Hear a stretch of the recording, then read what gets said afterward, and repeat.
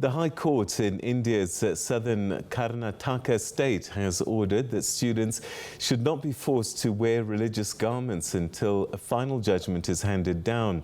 This comes after several schools last week denied entry to Muslim girls wearing the hijab, prompting protests and raising fears among the state's Muslim students who say that they're being deprived of their religious rights. India is the multicultural, multi-religious country with a population of 1.4 billion people, where Hindus are a majority and Muslims constitute about 12% of the population. This case will be seen as a test case for Prime Minister Narendra Modi's government that has been accused of discriminating against the minority Muslim population. Pakistan will tomorrow mark Friday as Solidarity Day with Indian women for standing up against the hijab ban. Well, for more on this, we're now joined by Zeenat Adam, who's the Deputy Executive Director for the Afro-Middle East Centre. Thanks so much indeed for joining us, Zeenat. I suppose this religious question is a big one for India, particularly with a Hindu majority. Well, Peter, this is coming in not as a surprise, and it's not something new. What has been happening is under the Modi administration, there has been increasing Hindu nationalism, and that has been to the detriment of the minorities, not just Muslims, but Dalits, who are considered the lowest of classes, and also Christians. So this has been, but particularly against Muslims. And what we've seen, for example, is the abrogation of the special law that allowed a special status for Kashmir, and Kashmir was a Muslim majority state.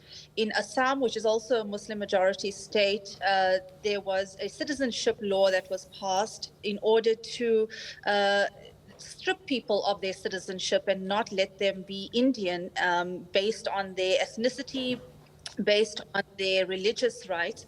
In Lakshadweep, which is an island off the coast of Kerala, a new administrator has been appointed from outside of the region. He's from Gujarat. He's passed laws that have been in a language that the local people don't understand. And again, this is to discriminate against the Muslims. But one of the most shocking things that has happened, in addition to what has taken place in the last few weeks with the Muslim girls who have been prevented from going to school, to colleges, and there has been a wave of anti-Muslim and anti-hijab demonstrations.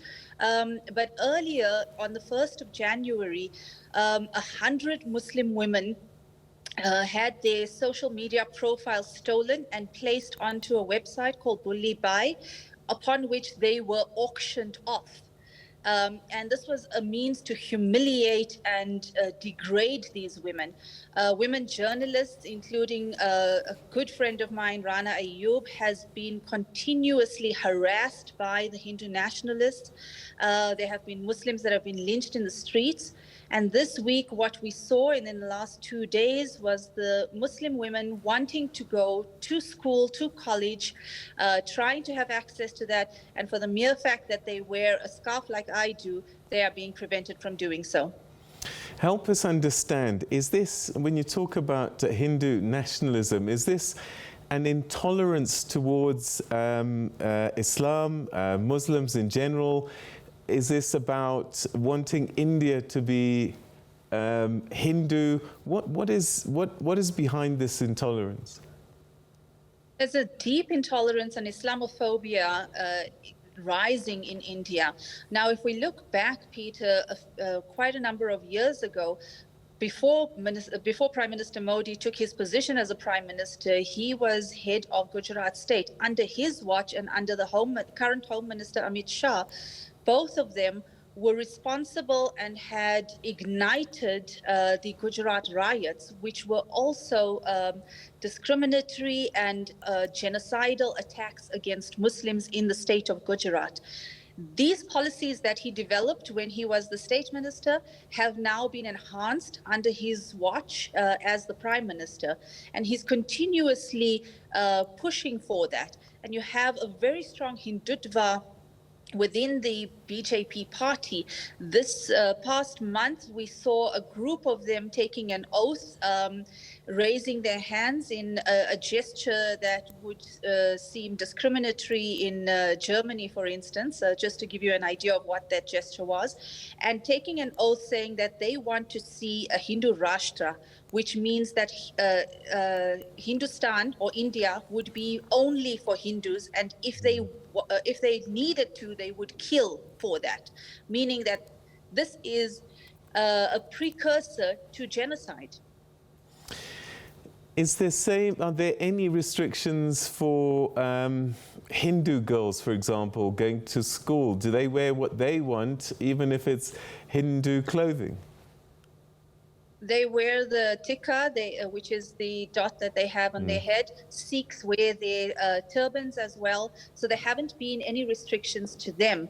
The restriction in Karnataka has been specifically against Muslim young girls. We saw gates being closed against Muslim women. We saw a mob 2 days ago surrounding a very courageous young woman, Bibi Muskan Khan, who parked her little scooter, was on her way to go and hand in an assignment, and was surrounded by saffron-clad mob of men chanting Jai Shri Ram, which is Hail to Lord Ram. And this was threatening to her. The response that she had was to turn around and say Allahu Akbar, which means God is great, and continue towards the school and hand in her assignment. But this has really become very divisive. And when we're talking about a minority in India, we're not talking about a small minority. Muslims in India make up about 200 million. If we look at the worldwide Muslim population, they're the third most populous nation for Muslims. So it really is a very contentious issue. And when we look at the situation in Muslim majority Kashmir, since the abrogation of the Article 370, which had given Kashmir special status until 2019, that had been revoked. The territory had been put under a complete lockdown, curfew. Journalists have been arrested. There was no internet access for almost 2 to 3 years.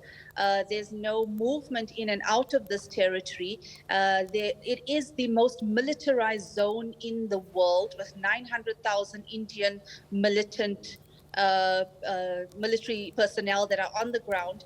They are maiming the young Muslim children. People have been disappeared. There is a phenomenon that seems to only happen in Kashmir, and that is the half widows, because husbands have just disappeared for a number of years and nobody can account for them. So it's really coming to a real point where India needs to take serious decisions. And when they call themselves the largest democracy in the world, they need to live up to that, because their constitution is grounded in the freedoms of religion, in the freedoms and respect of people of all faiths. And yet this is not in practice under the Modi regime. I think you've partly answered my next question, which was really to ask about the escalation of this intolerance. Is this now becoming life-threatening? It absolutely is. There have been a number of people, Muslim people, who have been lynched for the mere fact that they might practice a different faith, they might express themselves differently, they might look different. Maybe they had their shop open on a Hindu holiday, even if it's not a public holiday for everyone. Or somebody was selling beef and that was considered an insult to the Hindus. They have been attacked, they have been lynched, there have been threats of rape, there have been threats of killing against anyone who speaks out about this, including journalists and especially women. So what is going to be decided in court? It sounds as if the laws are pretty clear about what's allowed and what isn't allowed. What might the courts say? Well, right now, the argument is that schools should be a place where dress code is observed and that hijab is not part of that dress code. And that's the argument that's been taken to the court, while the Muslims are saying we've always worn this hijab and we have a right to education, and what we have on our heads doesn't mean that we should be discriminated against. I think, to me, I drew an analogy to that this morning to our own South African Zulekha Patel, who went to court asking for those dress codes at Pretoria School to be changed because it discriminated against her ethnic hair. And very similarly, this is absolute discrimination. Now, the question is, are the courts going to be influenced by the politics that are happening around Karnataka state, or will they abide by what the Constitution very clearly says, and that is that there should be freedom of religion and education for all? You know, you talk about South Africa, but this sounds very much like France as well, where they talk about the French essence being taken away when you allow a lot of people to express their religious beliefs. Well, it's a phenomenon that the French have really pushed with the laïcité, that they talk about that being something, retaining the French identity, retaining a secular state. But that only seems to apply to the Muslim minority. It doesn't seem to apply to anyone else. Interestingly, Peter, and this is just an anecdote that I came across last week, Vogue in France about a week or two ago had a white woman wearing a scarf very similar to a hijab and saying this is stylish. And yet the French are so vehement in terms of the banning of the hijab, in terms of preventing Muslim women from being in any public space. And I myself, as a diplomat, was discriminated against even when I visited France on an official basis because of the type of headscarf that I do wear. So it's really something that is spreading across the world, and it's something that we need to be very cognizant of in terms of Islamophobia and in terms of the racism that comes with it. All right, so that's where we'll leave it for tonight. Zeenat, thanks very much indeed.